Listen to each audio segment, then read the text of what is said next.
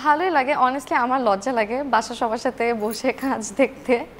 বিশেষ করে ভাইয়া হচ্ছে অনেক টন্টিং করে, ভাইয়া মানে দুষ্টামি করে, মানে আমার অনেক মানে আমি ছোট বোন তো তো এই কারণে। বাট ভালো লাগে, আবার অ্যাপ্রিসিয়েট করে। আমি ওনাদের চোখে মুখে যে জয়টা দেখতে পারি যখন আমার কাজ দেখে, আসলে এইটা আমার মনে হয় দিন শেষে এটাই আমার অ্যাজ অ্যান আর্টিস্ট বা তাদের সন্তান হিসেবে এটা আমার অ্যাচিভমেন্ট। আচ্ছা, কখনো কি মনে হয়েছিল মানে মানে অভিনেত্রী হওয়ার জন্যই কি, মানে এটাই কি আপনার ইচ্ছে ছিল যে আপনি অভিনেত্রী হবেন? আপু আমি অনেস্টলি কখনো না মানে ভাবিও নাই যে আমি আসলে অ্যাক্টিং করব। আমি এটা এর আগেও মানে বেশ কয়েক জায়গায় বলেছি, আমার সবসময় ইচ্ছে ছিল আমি গাইনোকোলজিস্ট হব, গাইনি ডক্টর। বাট কোথা থেকে কোথায় কি হয়ে গেল। আচ্ছা, গাইনোকোলজিস্ট এখন অভিনয় করছে, বাহ। হ্যাঁ, বাট আল্লাহ যেটা করে ভালোর জন্যই করে, হয়তো আমার এটাই লেখা ছিল।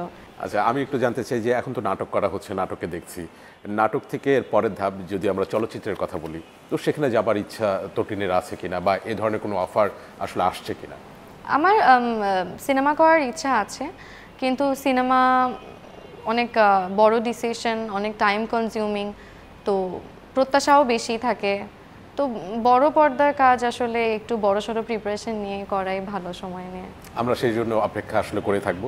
আবার একটু দশে দশে আসতে চাই, তার আগে জানতে চাই যে তটিনী কতটা সুখী? আমি অনেক সুখী আসলে। কোনো মানুষই তো আসলে সব কিছু মিলায়ে সুখী না, বাট সুখী অ্যাডমিট করে নিলে নিজের মধ্যে আপনি অনেক সুখী থাকতে পারবেন। কাজী নজরুল ইসলাম একটা কথা বলেছে যে কপালের সুখ যদি লেখা না থাকে, সে কপাল পাথরে ঠুকেও লাভ নেই। এতে কপাল যথেষ্টই ফলে, কিন্তু ভাগ্য একটুও ফলে না। না মানে হ্যাঁ, মানে এক ইন আ সেন্স কথাটা ঠিক, কিন্তু আমার কাছে মনে হয় যে কপালে কিছু কিছু জিনিস থাকে আমাদের আসলে হাতে থাকে না। ওই জিনিসগুলো আসলে যেটা বললাম আর কি, ওই ভুল, যেমন আমি যেটা সংশোধন করতে পারিনি, ওই ভুল নিয়ে আফসোস করেও লাভ নাই। তেমন আসলে কপালে আমার যেটা নেই, এটা আমি হচ্ছে, যেমন আমার এটা হাতে ছিল না যে আমি ডক্টর হতে পারবো না, আমি তো তখন আসলে ওইটা নিয়ে আফসোস করেও আমার লাভ হতো না। কিন্তু এর মানে এই না যে আপনি জীবন থেকে চেষ্টা ছেড়ে দিবেন, ওটা হয়নি, তার থেকে ভালো কিছু আপনার সাথে হতে পারে।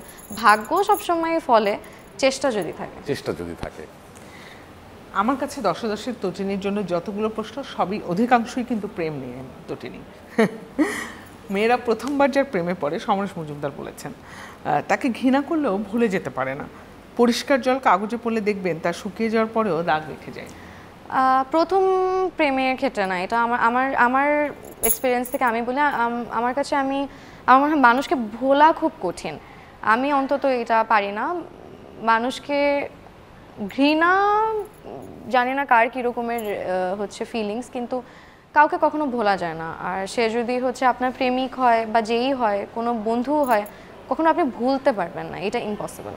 মানে স্মৃতি আসলে স্মৃতি কখনোই ভোলা যায় না। স্মৃতি হয়তো আপনার ফেড হয়ে যায়, আপনি মানে, কিন্তু আপনাকে কেউ মনে করিয়ে দিলে আপনার অবশ্যই এটা মনে পড়বে। ধোয়াটে হয়ে যেতে পারে, কিন্তু মনে থাকবে, ভোলা যায় না। তার মানে সমরেশ মজুমদার এই কথার সাথে তটিনী পুরোপুরি একমত।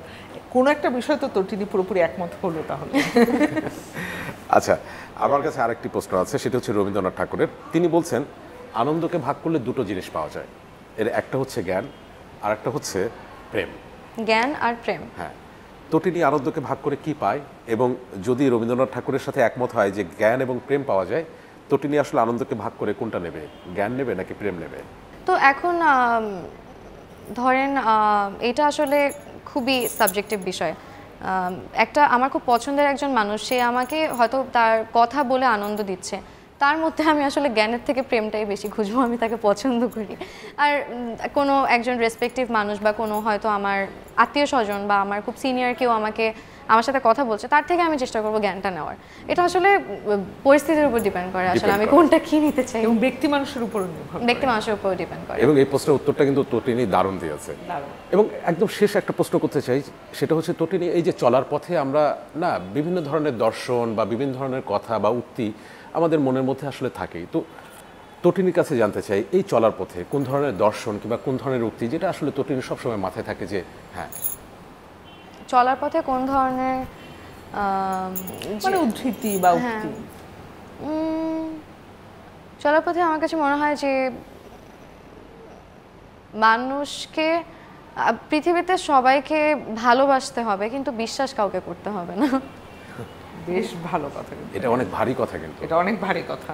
আমি একটা কঠিন কথা বলতে বলেছিলাম, তেমনই একটা কঠিন কথা এটা।